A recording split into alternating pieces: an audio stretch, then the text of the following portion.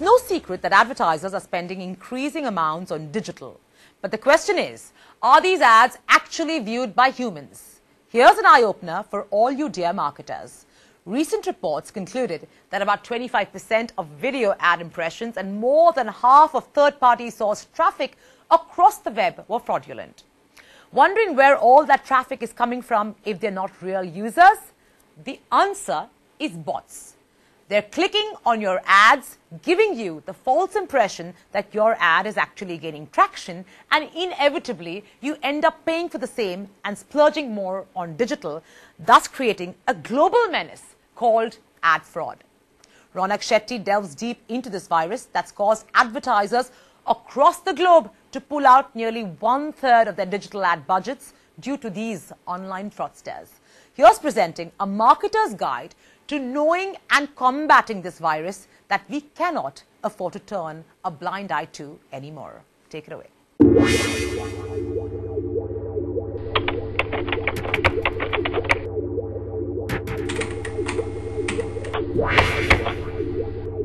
The internet has revolutionized advertising in the most astounding way.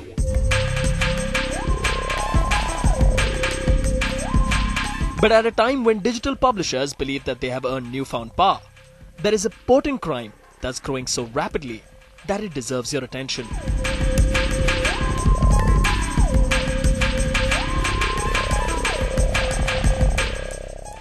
Ad fraud. Here's a not-so-friendly introduction to ad fraud. The World Federation of Advertisers predict that in the near future, ad fraud will be second only to cocaine and opiate markets as a form of organized crime.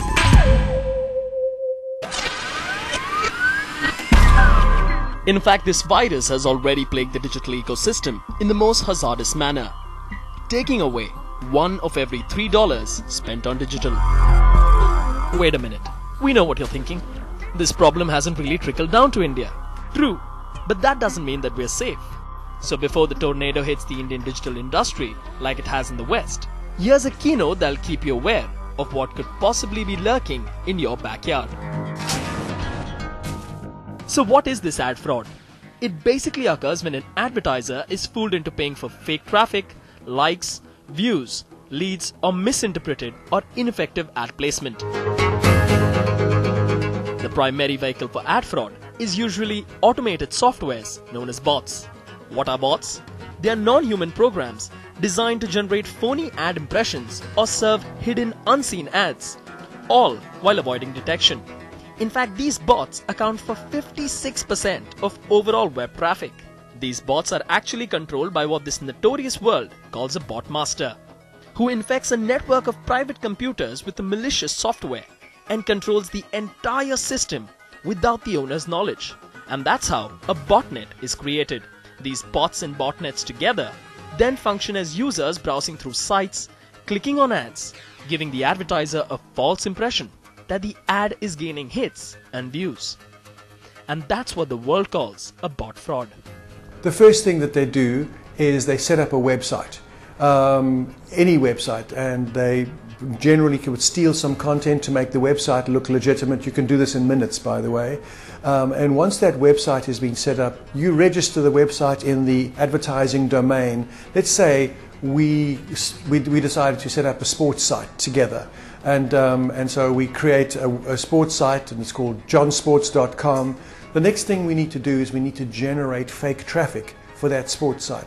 So this is when we go on a phishing expedition, and I mean phishing, P-H-I-S-H-I-N-G, where we perhaps send out a mass email campaign to many millions of, let's say, mails, where we will have a kind of a fake message that says, I don't know, let's be naughty and say, hi, my name is Olga, I want to meet you, send me an email.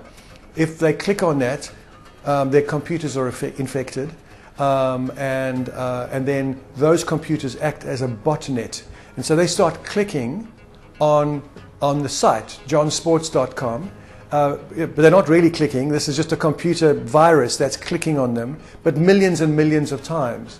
Now the ecosystem with whom we have set up our fake website is getting tons and tons of clicks, And so all the big ad networks would see, gosh, there are a lot of young male sports fans who are clicking on this site. We better advertise on that site. And so therefore, automatically the algorithm will go towards where those clicks are, and we'll start advertising on fake sites or against fake clicks that don't exist. And so those are, and they can earn a lot of money doing that. Now, sourcing fake traffic is actually very common in digital advertising these days. And the reason it continues to grow is, believe it or not, unawareness by marketers. According to a report by the Association of National Advertisers, 61% of marketers across the globe are either slightly familiar or not at all familiar with the concept of source traffic. But the recently busted methbot scam, where a group of Russian hackers reportedly built a click fraud machine that stole up to $5 billion daily from top advertisers and publishers, was the big eye-opener for many brands. Now, many claim that the primary reason why the digital ecosystem is being hounded by non-human traffic is the advertisers' greed to grab the viewer's attention, a point best elucidated by P&G's Mark Pritchard. Craft or crap? That's really the big question. And technology enables both. And all too often, the outcome has been crappy advertising, accompanied by even crappier viewing experiences. I mean, let's face it, all of us in this room bombard consumers with thousands of ads a day, subject them to endless ad load times, interrupt them with pop-ups, and overpopulate their screens and feeds with just plain bad work. I mean, is it any wonder that ad blockers are growing 40%? Which really begs another question.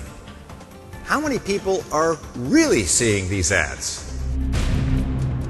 According to a study by Comscore way back in 2013, the rise of sophisticated botnets and other forms of click fraud is part of the reason why humans will never see less than half of all internet ads.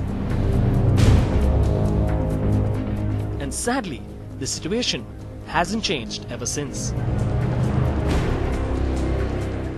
What does all of this mean for a marketer, given that digital today accounts for 72 cents of every incremental ad dollar?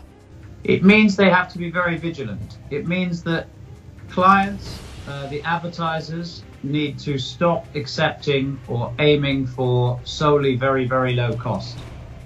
They should invest some monies, and we recommend it's probably only about 2% of the total digital media buy should be spent on third-party independent verification software.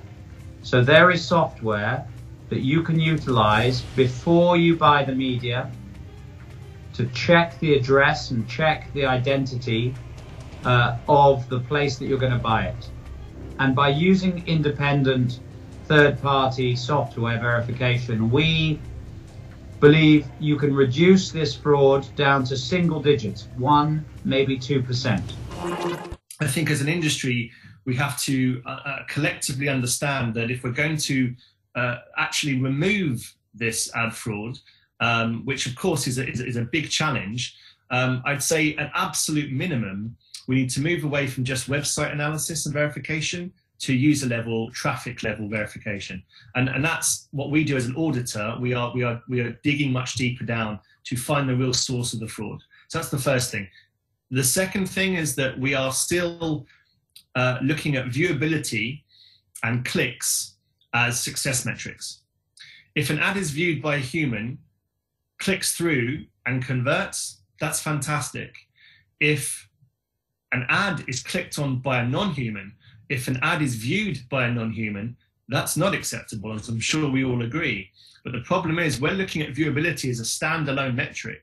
We're looking at clicks, and if we're seeing high click-through, we're thinking that that's fantastic without understanding whether it's actually human traffic or non-human traffic. So collectively, we have to move away from just viewability and CTR. We have to look at bounce rate. We have to look at the kind of user traffic on websites, and we have to move to a more a more granular understanding of where the fraud is hiding. You'd be very surprised that, for example, you go on many third-rate and pornographic sites, you see quality Indian advertising appearing there, and that's because the advertiser does not know that he's been placed there.